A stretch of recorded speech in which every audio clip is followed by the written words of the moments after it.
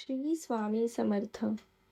जे मिळालंय ते माझ्या स्वामींच्याच कृपेने आणि जे नाही मिळणार ते माझ्या स्वामींच्याच इच्छेने.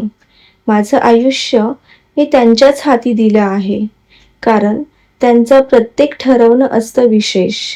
काहीसं कधी आनंदाच्या स्वरूपात देतात आशीर्वाद, तर कधी नकाराच्या रूपात देतात रक्षण.